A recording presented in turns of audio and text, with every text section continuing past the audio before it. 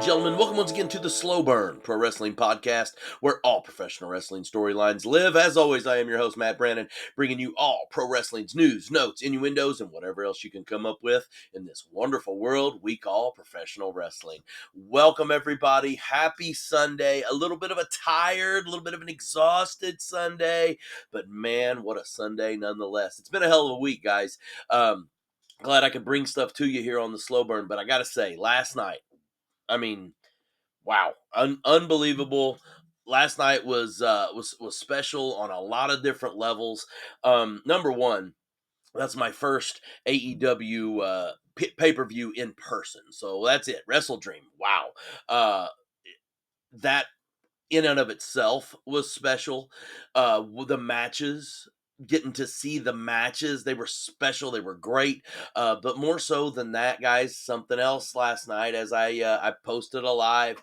I got a lot of photos I need to clean up here, so editing's not my favorite bag. So trust me on that. I got some photos that we want to get from the show, but the big thing for me, guys, is I was lucky enough last night that I got to go to the post-show media scrum, the presser that was held by AEW after the show with the media, and your guy sitting there right next to the Wrestling Observer, right next to Bleacher Report, right next to Susco, like unbelievable. It put me in a place to where I can't even express how awesome it was. And I'm gonna talk a little bit more about that as I go through the show, because I'm gonna close with that stuff before I get to this week's Weekend Review Awards, the Slow Burn Weekend Review Awards. But before I do, I just want to say one thing, and I'm thanking them as much as I can, but Chad Winch and everybody at the Barn Media Group. They're down in St. Francis County, Missouri. My boys, my buddies, my brother in arms. Guys, I can't thank you enough. Chad, I can't thank you enough. By the way, if you're listening to my show and you're not getting your other info from the Barn, you really need to do that. I mean, you got news that's coming in locally for the Parkland podcast down there. You got all the local Parkland sports that you're going to want to get, whether it be high school, college, hell, they mix in the pros as well, with Knuckleball Prime Time, with Chad and Chuck and the guys, and Micah and Dale, not to mention sometimes yours truly, Ben as well, and Chad. Like, you guys, wonderful stuff. Thank you for all the help that you gave me, because going into this, I didn't know quite what to expect, and now I do at least kind of have an idea. And the other thing is having an idea that I can do this shit. So, but I wouldn't have had this opportunity if it wouldn't have been for the Barn, and it wouldn't have been for Chad Winch. So thank you again for that. Thanks for having a little faith in your boy. And honestly, this whole venture of the Slow Burn Pro Wrestling Podcast, I wouldn't be doing this if it wouldn't be for you guys. You guys have been such a help to me. Hell, I mean, Chad and Micah really got me running on this thing. So, I really, I'm so thankful for you guys. And, again, I appreciate it. And you guys know, if you need stuff from me, I'm always here for you guys. So there you go. But, man, last night was special. My first note here was I just put welcome crowd. And I couldn't even put enough exclamation points on crowd, because St. Louis, you brought it, okay? I have said, and obviously I'm partial. I know I'm partial, but I have said that St. Louis is one of the best wrestling towns in the world, bar none. There's very few that are better, if any, that are better. And last night we showed it, because I'm going to tell you guys, I have been going to live wrestling events since I was 6 years old. I've been watching wrestling since I was 5. 42 plus years into this thing. I've been to live events on all kinds of different levels. I've been to WWE pay-per-view / PLEs. I've been to Monday Night Raws. I've been to SmackDowns. I've been to Dynamite / Collision. I've been to TNA pay-per-views. Like, I have been to what I would like to. I've been to WCW events, pay-per-views, and nitros. Like, I have been to NWA held events in St. Louis. Like, there's so much stuff. And I will tell you, I don't think I have ever been a part of a louder wrestling crowd than what I was last night, because the roof was coming off of Chaifetz Arena. Some of the lives that I recorded, I don't even know how good the audio was, because the crowd was so damn loud. Was so loud. I mean, the whole thing just unbelievable. The atmosphere was great. Chaifetz, first time I'd been to Chaifetz Arena, really, really nice venue. And you know what? Honestly, AEW's pay-per-views, they've been using these smaller venues for their regular house show or for the Dynamite shows, their televised shows and stuff. This was the perfect venue for a your normal AEW pay-per-view, setting about 10,000, a little over 10,000, sell out, by the way. Not sure what they said the attendance was online or on the show itself, but yeah, I thought we brought it. I thought we brought it in every level. Well done. Well done. The only other thing that I wanted to say before I get into the nuts and bolts, and I know there's no way possible. I know I met a few people last night at the show that are now following. For the gentleman that acted like a complete fool for me, dude, what the fuck, man? Like, I don't understand people. I went to watch a wrestling show, and if you know me, you know that I try to be as professional as I can in that type of setting. If you also know me, know that I can be very unprofessional at times. Last night, I held my composure very well because I had a damn media badge on, and I knew for good sake that I wasn't the one that got me this media badge. But guys, it just brings me to this. Um, if you go to an event, like, and again, I don't know what was up with this guy. I don't know if he was on something. I don't know. He wasn't drunk. I don't think. I didn't smell any alcohol on him, but guy lost his mind, man, and really got aggressive. And I just like, why? And that's the thing is, it was a seating thing. I was letting someone use my seat because they were in a big group. I sat in another seat that this guy had claimed, and then he like fucking flipped out, and like there was no reason. I never raised my voice. I apologized, even though I had no reason to apologize. Like I just. Why? Like, we're all there to watch a wrestling event. We're all there to have fun. I mean, hell, somebody asked me earlier today. I went to a little toy show a minute ago and was looking for something, which I found. Got my one of the final pieces of my DX Funko Pop collection. But they asked me like, who was your favorite? What'd you like the best? I said, I just like the whole show, man. Everything popped for me. I went there in that type of attitude and had such a good time, and that was my attitude for the whole show. Like, there's no need for this. Like, you're there to watch wrestling. If you're that kind of wrestling fan, why the fuck show up, man? Like, I just don't understand it. Or I hope it is you find whatever it is you're looking for, pink bucket hat guy that looked like a douchebag. So, hopefully you check out the slow burn and realize that at the end of the day, Bubba, I don't give a fuck, and I was there to watch wrestling, and I wish you well. So there you go. Now, with that said, by the way, your boy held himself totally professional the whole entire time. So very nice, very nice.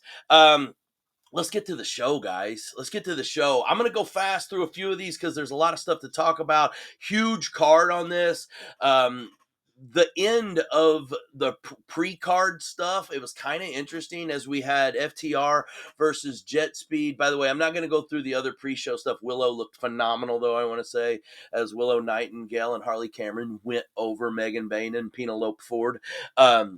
But FTR versus Jet Speed. FTR goes over Jet Speed. Stokely gets involved, holds some feet down so the pin can't be broken. I just want to say this. This match started off with a really weird feel. And I honestly think it was because, like, we had just come off that Willow stuff, and I think the crowd was really hyped for Willow Nightingale. So it kind of started a little flat, but it had nothing to do with the performers. It just was like the crowd trying to figure itself out. And about midway through that match, it picked up and it got well. And that's what I said. It had a weird feel early, but man, it turned out to be solid. I have been praising Jet Speed for a while now. Once again, the Jet Kevin Knight was ungodly. Speedball Mike Bailey does Speedball Mike Bailey stuff. But one thing I want to point out, and I know a lot of people haven't been giant fans of this FTR heel run. Personally, I've enjoyed it. But the main reason I've enjoyed it has been not because of Stokely Hathaway, which is kind of what made them heels. It's because of Dax. And I wanted to draw attention to Dax here because the dude is right now a heat magnet. And I think that Cash is like striving to get to that level to get and generate that type of heat. Kind of it's there, but Dax, man, just really, really well done. I think with this win, that catapults FTR back into the title picture in a way. And to be honest with you, we'll see. And I'm not going to mention who that will be because we have the title match coming up here. But I think that that's something that we can definitely gear towards moving forward. After this, we had Jamie Hayter going over Tekla. This was a weird one because something really odd happened. this was kind of pre-show, mid-match, the fireworks start going off. They started the show, the full pay-per-view card, with a match going on in the middle. And you know what? I loved that. I thought that was so interesting, different. Like, let's jump right into the action. This is where we're at. I assume the commentary team did an excellent job at setting that picture. I just Damn right, Tony Khan. Really well done. And again, it's recency biased, I'm sure.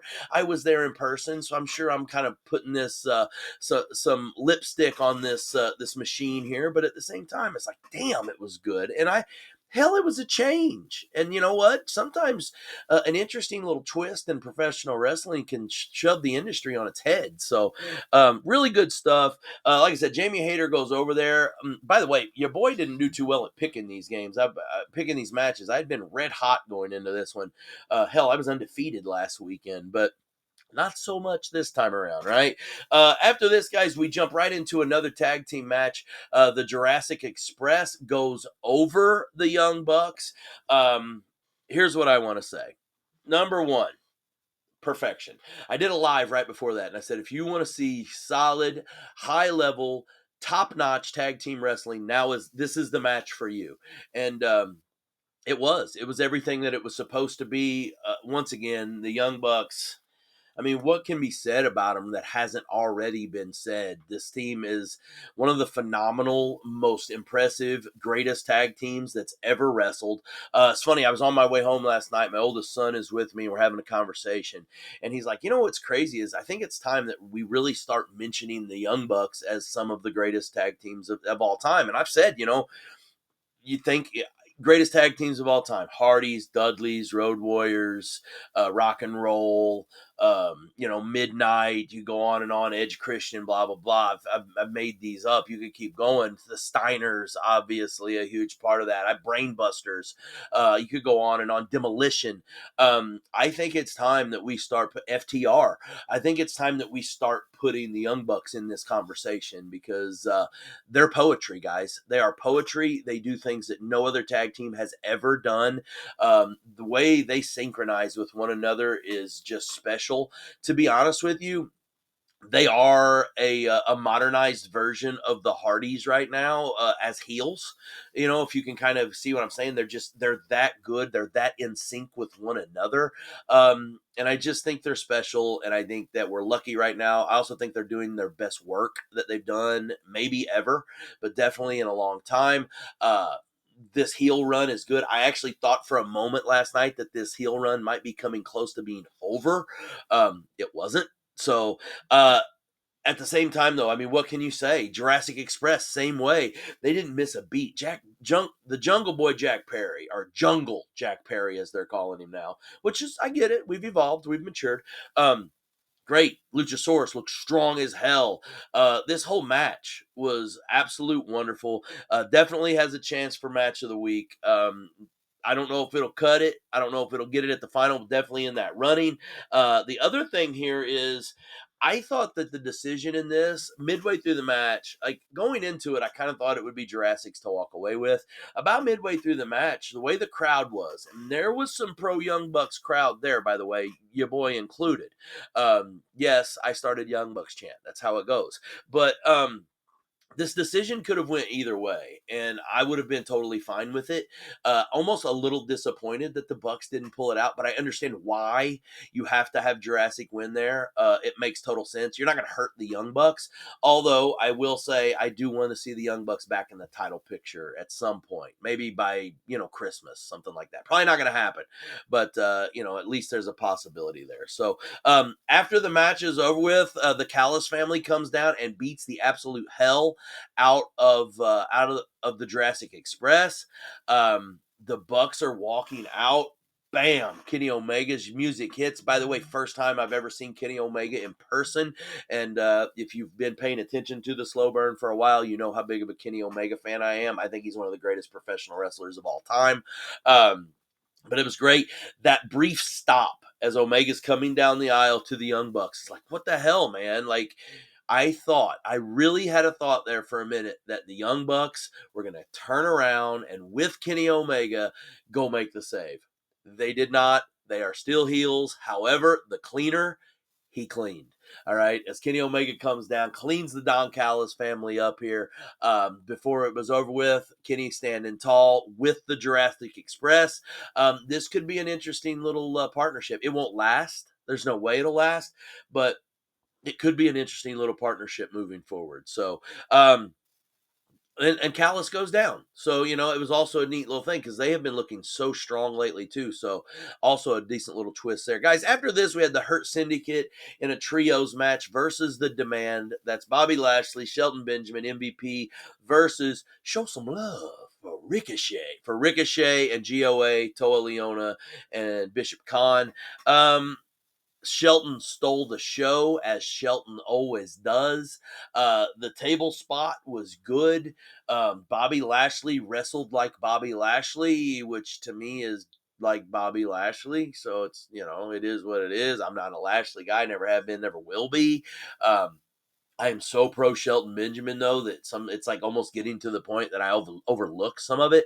I was a little surprised that the Hurt went over here. I really was. I thought that they've really, especially after Dynamite on Wednesday, I kind of thought we were positioning for a Demand run.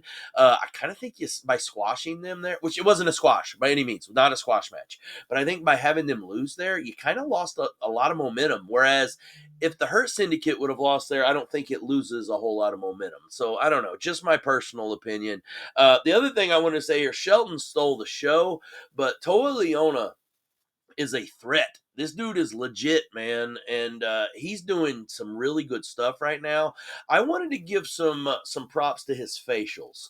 All right, the facial expressions that he's going through here and the work that he's doing on that end is improved so much. He's not just a screaming freaking madman anymore. Like there is some purpose behind some of this stuff, and it's created such a better character. The character development of Toa Leona is. Very good. I would like to think it has something to do with being around Ricochet, who's had the character development of this heel character. Ricochet has been the best stuff I've ever seen him do. I was not a Ricochet fan when he was in WWE. I was not. I never have been. I now own a Ricochet t-shirt because of his work that he has done in AEW. So gives you kind of an idea of where I sit on that. All right. After this, guys, the house came down as Kyle Fletcher goes over Mark Briscoe. The crowd was electric throughout this show, but when this match got going, shit changed. I wrote loud with capitals, capital L, capital O, capital U, capital D, capital exclamation point, because it was that loud. That was the loudest I had ever heard a wrestling crowd in person for me. As far as like that genuine pop. And I want to say, man, Mark Briscoe as the everyman is so freaking over. I truly thought Briscoe was going to win this match. Man, false finish after false finish. Every one, I was on the edge of my seat. These two dudes put on a show. I mean, it was unbelievable. Just absolute greatness. Absolute banger from finish to fall. That's what I put. From finish to fall, absolute banger. This match did not miss. And that brings us to the women's match, guys. I know I have to speed up a little bit because I'm running out of time. I still got a lot to talk about here. The women's match, Chris Statlander over Toni Storm. I had a feeling this was good. This was better than my expectations was. And you guys know, normally I am such a big Toni Storm fan. By the way, huge piece of memorabilia last night. I was able to buy a turnbuckle signed by Toni Storm. Got it at a really good deal. So super happy about that. But I want to say that this match, as I was expecting it to be good, it was better than good. It was great. I hate that Toni lost. However, you guys know on my predictions yesterday, I said Stat would win this match. I'm not really sure how I felt going into it. The way these two ladies performed, I couldn't be any more happy. Toni will have a belt back again, but the question is what? So after this match happens, by the way, hard hitting. These ladies beat the hell out of each other. But after the match is over, Stat's celebrating. Mercedes music hits. Basically tells Stat to get out of her ring because she's getting ready for her open challenge. And Stat leaves, right? Now at this point what's coming, right? You know what's coming. The question I had is what's coming next for Toni Storm? My prediction, I'm just throwing this out there, a little fantasy booking idea. Tony in the tag team division, bringing in. How do you get legitimacy to these women's tag team belts like that? Put them on Tony Storm. That's how you do it. You tag her up with Mina Shirakawa, who also lost in this match to Mercedes Moné, by the way. Mina loses the interim Ring of Honor television championship. How can you lose an interim belt, by the way, in an open challenge? That kind of sucks. But so she loses that belt. Later on in the night, we get the piece. Tony's up on the roof, just completely distraught. Mina comes in and says, all we have is each other. I think that sets up the tag stuff, which, by the way, the brackets will be unveiled on Wednesday on Dynamite. So we're going to get a clearer picture on that. I like the idea of Tony and Mina being a part of this because here again, like I said, you give legitimacy to those belts right away. Mercedes goes over, like I said, Mina and Mercedes have had better matches. But what I got out of this more than anything is now we're going to get Mercedes versus Stat for the AEW Women's Championship. Mercedes trying to add to that belt collection. Now she has 11. She beats Ultimo Dragon for having the most belts at one time. She is Ultimo Moné. But now she's going to go after that big one, and I don't know. Well, Stat and Mercedes have had some battles, so this could be could be good. I'm glad I'm here for it. So we'll see. Now, the next match, guys, tag team championships, Brodito over Okada and Takeshita. Wow.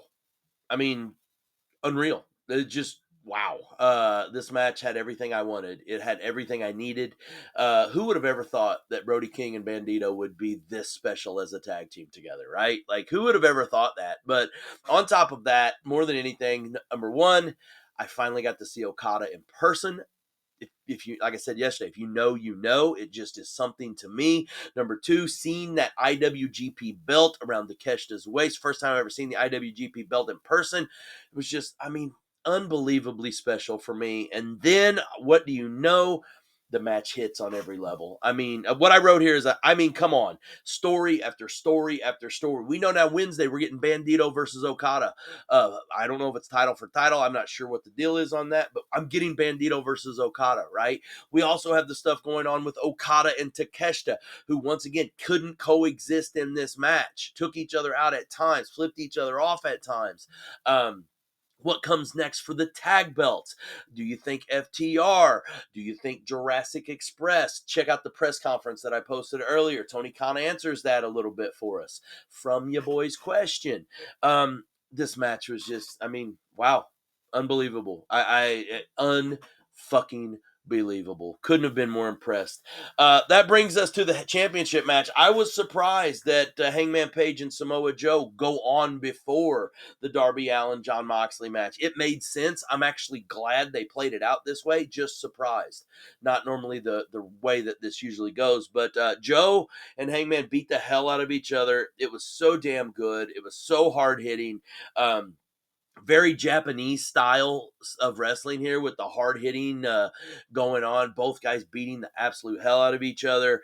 Joe was over until he wasn't. It was great. The finish, though, how can you get more happy than that? We have the embrace. They shake hands. The ops come down. We're getting this whole thing. Everybody's holding up Hangman at the end.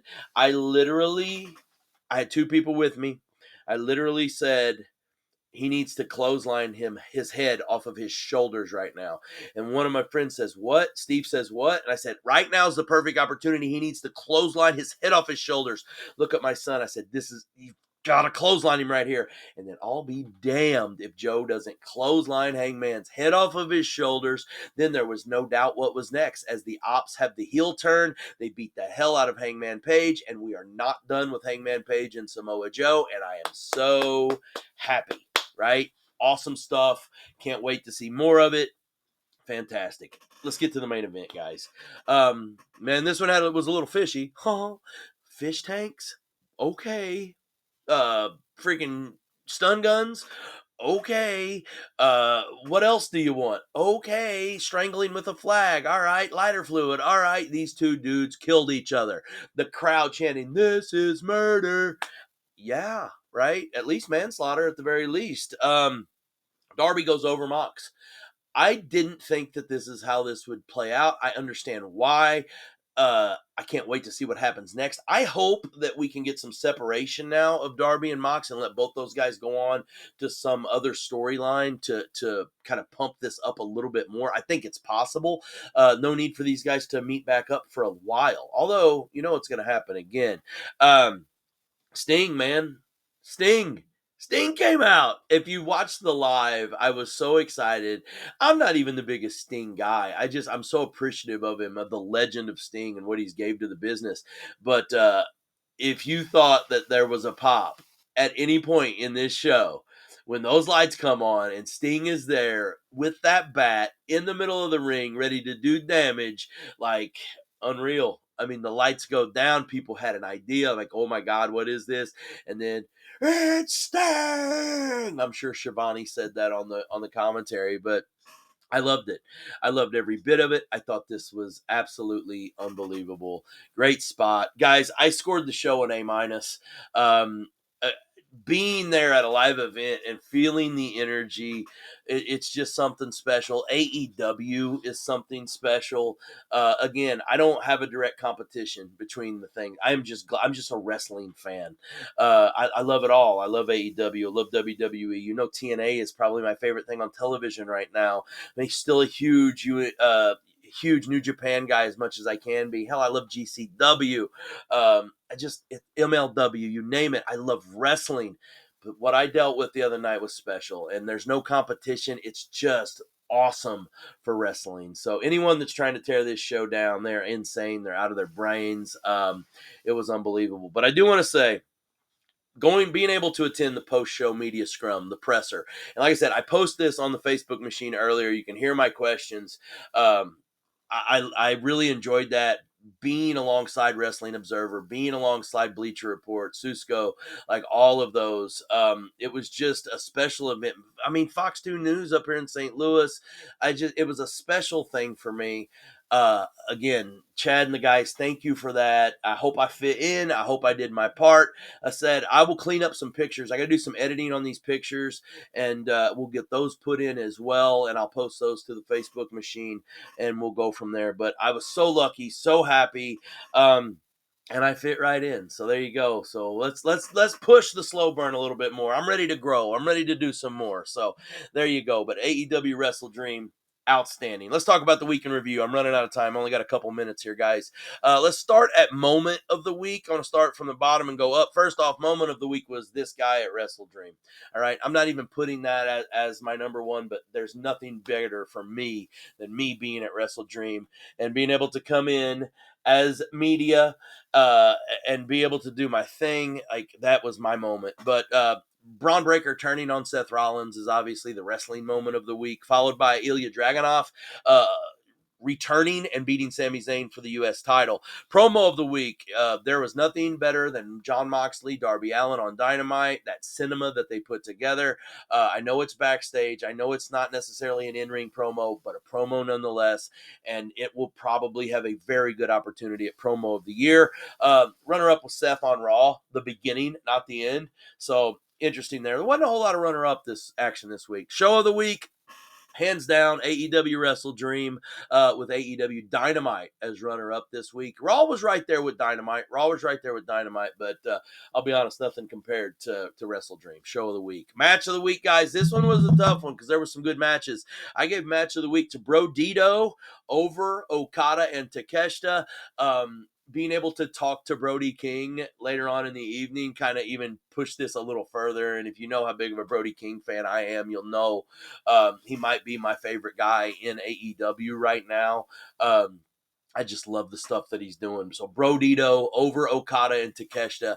Action, stories. This had everything you wanted. My runner-up was Kyle Fletcher over Mark Briscoe, also at WrestleDream. So again, guys, run down these real quick. Moment of the week was me at WrestleDream, but the other one was Braun Breaker over, turning on Seth. Promo of the week, Jon Moxley and Darby on Dynamite. That cinema they put together. Show of the week, AEW WrestleDream. And match of the week, Bro Dito over Okada and Takeshita. Guys, thank you so much for everything everything you've done. Check out the stuff that we posted. I'll post some pictures coming up once I get some editing done, and then we'll go from there. And I will be back with you guys on Tuesday as we talk a little bit about Monday Night Raw and preview NXT. A lot of stuff going. The week is getting ready to start, and I'm here for all of it, guys. So thanks for joining us here on the Slow Burn Pro Wrestling Podcast, where all professional wrestling storylines live.